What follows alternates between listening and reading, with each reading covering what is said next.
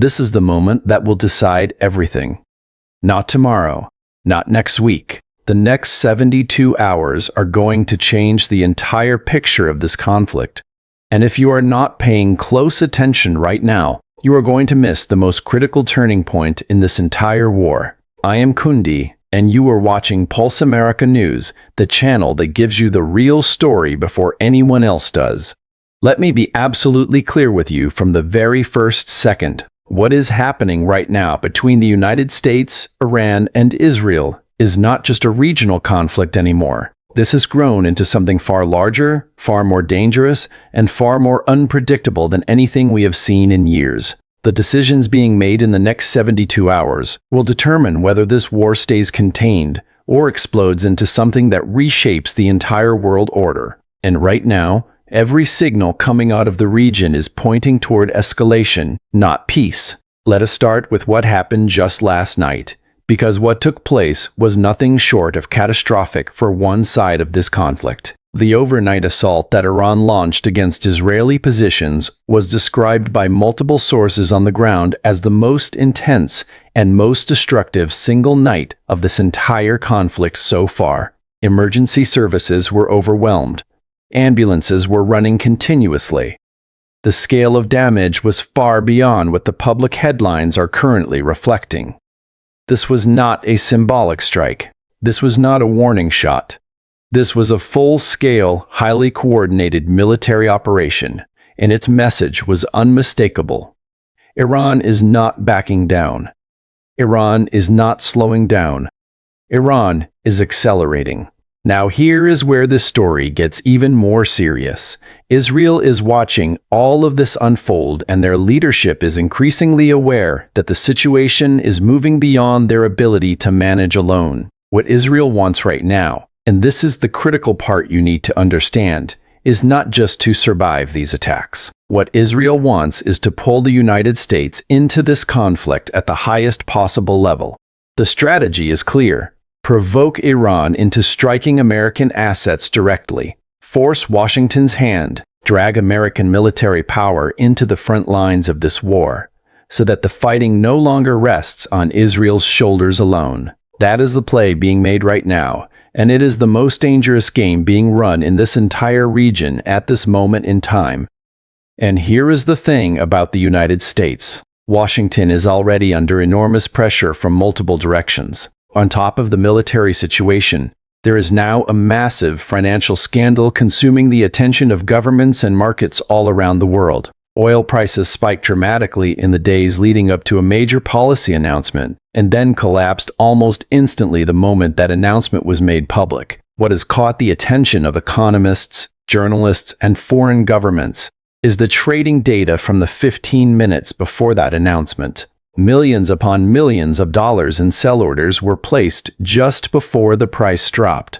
The timing is so precise, so perfectly aligned with the announcement, that analysts around the world are now openly asking how it was possible for certain traders to be positioned so perfectly before information became public. This is being discussed at the highest levels of global finance, and it is adding a layer of political and legal pressure on top of everything else that is already burning. Now, let us talk about the negotiations, or more accurately, let us talk about why the word negotiations does not accurately describe what is actually happening. Iran's military spokesperson has come out and stated publicly and without any ambiguity that Iran is not in talks with anyone. There are no negotiations. There are no back-channel conversations. America is speaking to itself, the spokesperson said, and nothing being reported about agreements or discussions reflects any reality on Iran's side. Iran has made clear that every story circulating about diplomatic progress is being manufactured for one purpose only, and that purpose is to manage oil markets and buy time. Iran's position is that America has used the cover of negotiations twice before to carry out military strikes, and Iran has zero intention of walking into that trap again. The conditions that Iran has put forward, and these have been confirmed through American media sources citing Iranian intelligence contacts, are conditions that Washington has described as completely unacceptable and impossible to agree to. Iran is demanding the full closure of all American military bases across the entire region.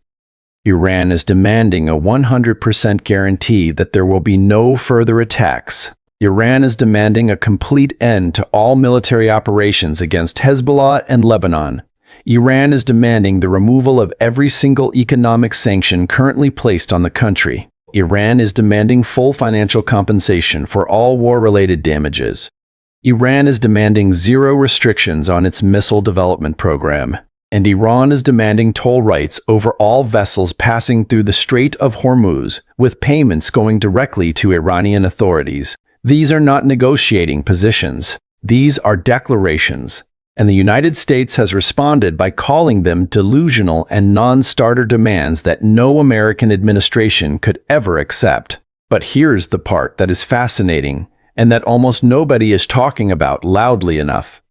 Despite calling Iran's conditions impossible, the United States has already moved on one of them: American media, and notably Israeli media, which reacted with significant anger, has confirmed that Washington has signaled its willingness to lift economic sanctions on Iran.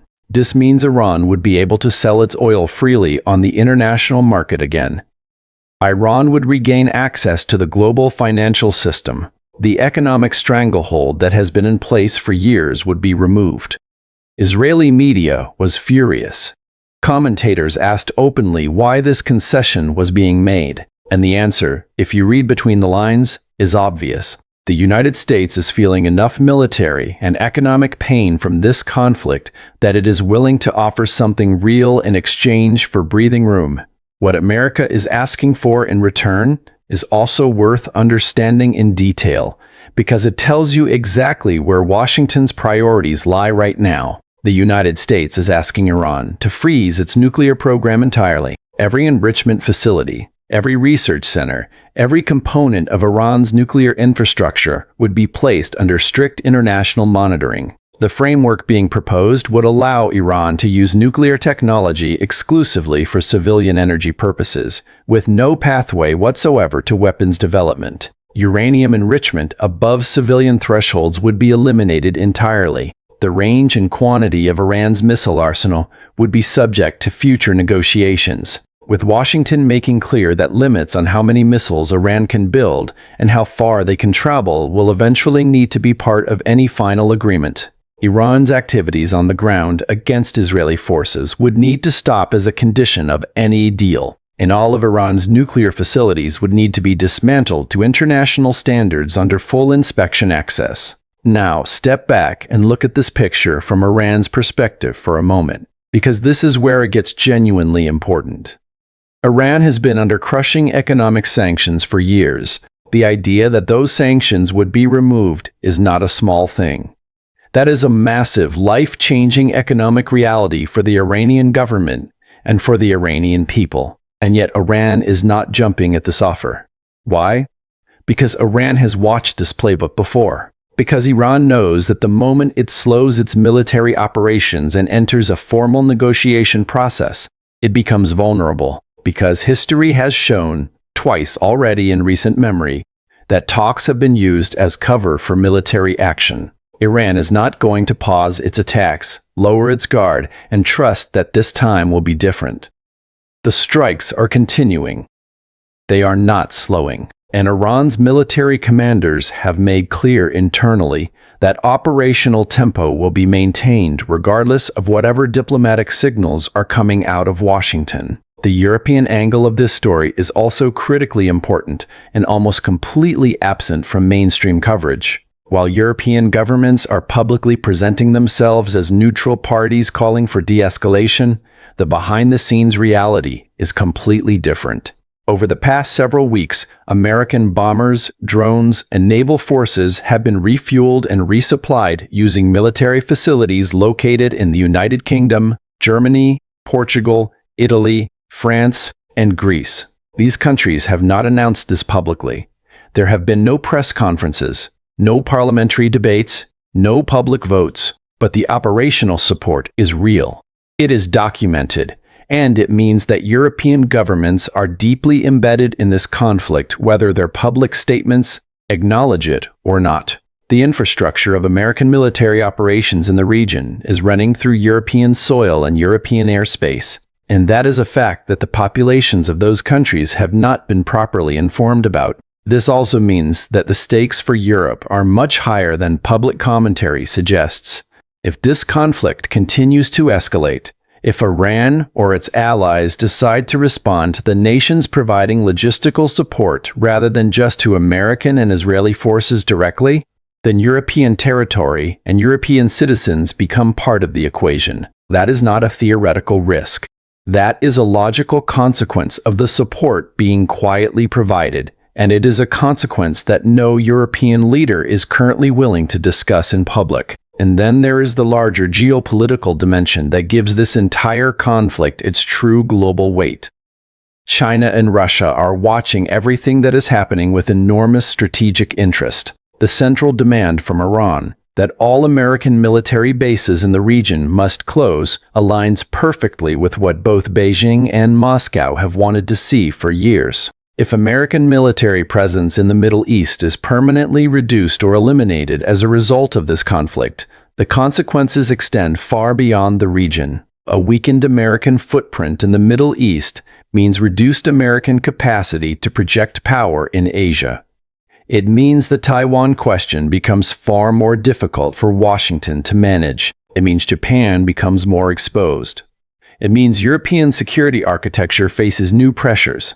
China and Russia understand this clearly, and their strategic interest in seeing Iran hold firm, in seeing these demands survive in some form, is directly connected to their own long-term ambitions in every corner of the world. This is why Iran's central demand, the demand for the end of American military bases, is not just about the Middle East.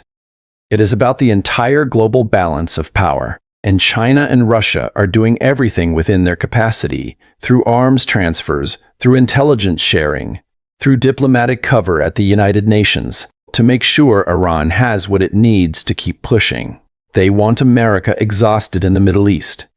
They want Washington forced into concessions. They want every dollar and every piece of military hardware tied down in this conflict rather than available to respond elsewhere. Kundi is telling you right now on Pulse America News that the next 72 hours are not just another news cycle.